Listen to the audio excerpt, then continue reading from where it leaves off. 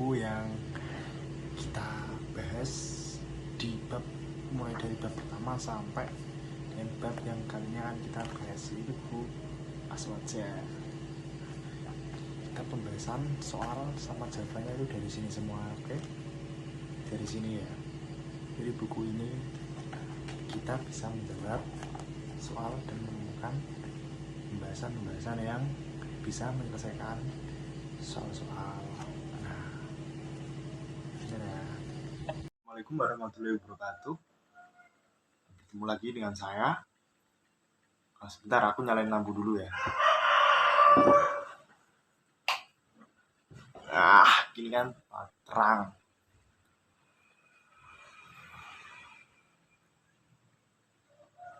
Dan perkenalkan, nama saya Muhammad Samit Abdullah Muzaki dari Prodi PJKR 24B dengan angka 24 dan NIM saya 240 701 130 dari Fakultas FKIP. Dari Fakultas FKIP, alamat saya Desa Mendo, RT1, RW1, dan Kapas Bojonegoro. Saya Prodi PJKR udah.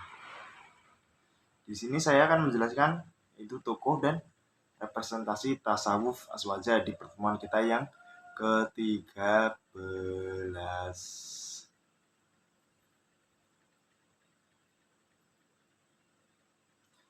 Seperti biasa, kita di sini akan menjawab beberapa pertanyaan.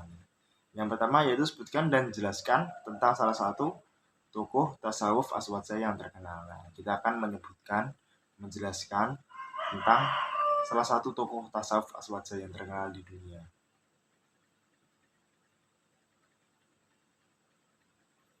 Soal yang kedua ialah jelaskan tentang konsep ihsan dalam tasawuf Aswaja dan bagaimana konsep ini diimplementasikan dalam kehidupan sehari-hari.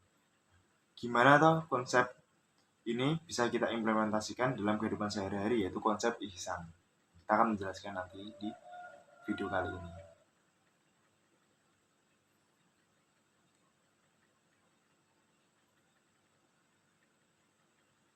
Soal yang ketiga, sebutkan beberapa contoh representasi tasawuf Aswaja dalam bidang sastra dan seni. Nah, ada banyak sekali pastinya. Nah, kita akan menyebutkan beberapa contoh saja representasi tasawuf dan Aswaja dalam bidang sastra dan seni.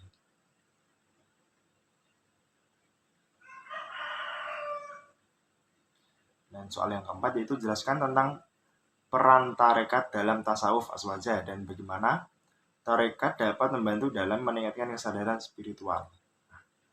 Peran dari tarekat ini gimana toh kita bisa meningkatkan kesadaran spiritual dan membantu dalam tadi meningkatkan kesadaran spiritual.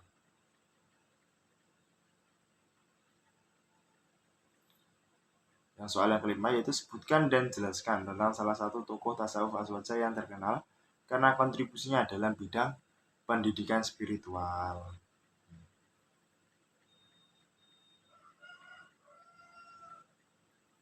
Akan mulai dari soal yang pertama, itu untuk menjawab pertanyaannya. Yang pertama ialah sebutkan dan jelaskan tentang salah satu tokoh tasawuf Aswaja yang terkenal. Nah, salah satu tokoh tasawuf Aswaja yang terkenal adalah Al-Ghazali. Al-Ghazali adalah seorang ulama, filsuf dan sufi yang hidup pada abad ke-11 Masehi.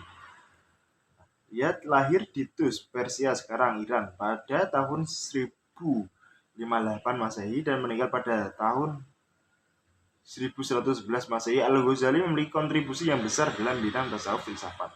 Ia menekankan pentingnya pengalaman spiritual dan introspeksi dalam mencapai kesadaran spiritual yang lebih tinggi. Ia juga menekankan pentingnya memahami dan mengamalkan ajaran Islam dengan benar.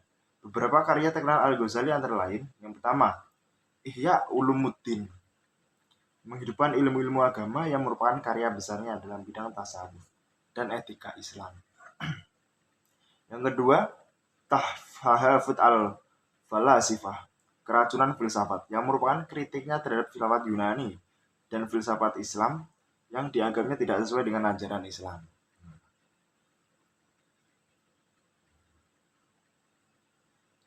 Soal yang kedua itu jelaskan tentang konsep ihsan dalam tasawuf Aswaja dan Bagaimana konsep ihsan ini dapat diimplementasikan dalam kehidupan kita sehari-hari? Jawabannya ialah konsep ihsan dalam tasawuf aswaja merujuk pada kesadaran spiritual yang lebih tinggi dalam kemampuan untuk merasakan kehadiran Allah Subhanahu wa taala. Dalam setiap aspek kehidupan, ihsan adalah salah satu dari 3 konsep utama dalam Islam, yaitu Islam penyerahan diri, iman kepercayaan, dan ihsan kesadaran spiritual.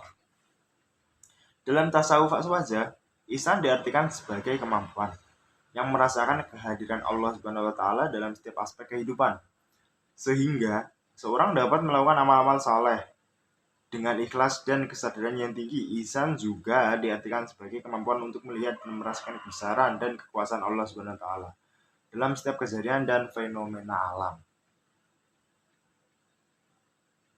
Implementasi konsep ihsan ini dalam kehidupan sehari-hari dapat dilakukan atau kita lakukan dengan beberapa cara, antara lain: 1. Meningkatkan kesadaran spiritual dengan melakukan amal-amal saleh, berzikir, berdoa. Seorang dapat meningkatkan kesadaran spiritualnya dan merasakan kehadiran Allah SWT dalam setiap aspek kehidupannya.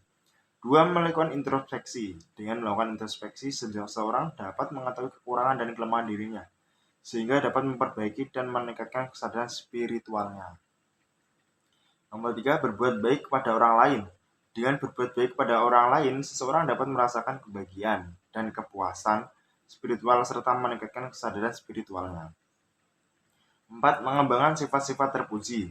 Dengan mengembangkan sifat-sifat terpuji seperti sabar, syukur, dan tawakal, seorang dapat meningkatkan kesadaran spiritualnya, merasakan kehadiran Allah Subhanahu wa taala dalam setiap aspek kehidupan.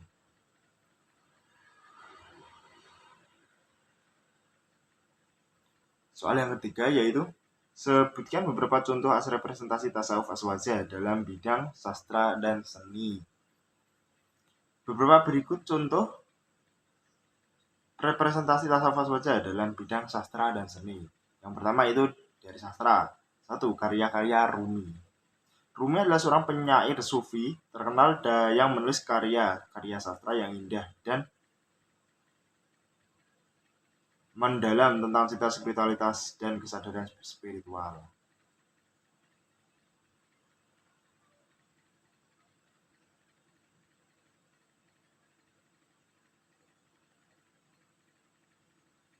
Yang kedua, karya-karya Hafiz.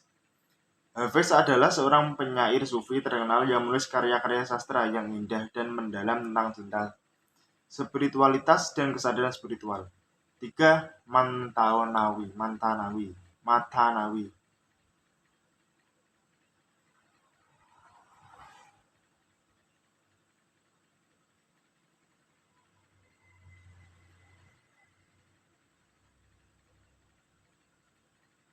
Yang berisi tentang cerita spiritual dan pengajaran tentang kesadaran spiritual.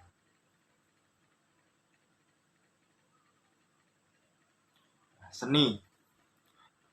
Kaligrafi adalah sebuah bentuk seni yang digunakan untuk menulis ayat-ayat Al-Quran dan hadis serta kalimat-kalimat spiritual lainnya. 2. Dekorasi masjid. Dekorasi masjid adalah sebuah bentuk seni yang digunakan untuk menghiasi masjid dengan motif-motif spiritual dan kaligrafi. 3. Seni Islami. Seni Islami adalah sebuah bentuk seni yang digunakan untuk menggambarkan tema-tema spiritual dan kesadaran spiritual dalam Islam. Dengan demikian, representasi tasawuf aswaja dalam bidang sastra dan seni dapat membantu meningkatkan kesadaran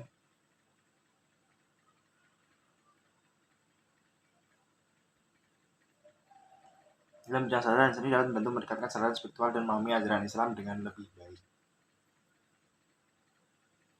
Nah, soal nomor 4 itu menjelaskan tentang peran tarekat dalam tasawuf aswaja dan bagaimana tarekat dapat membantu dalam meningkatkan kesadaran spiritual.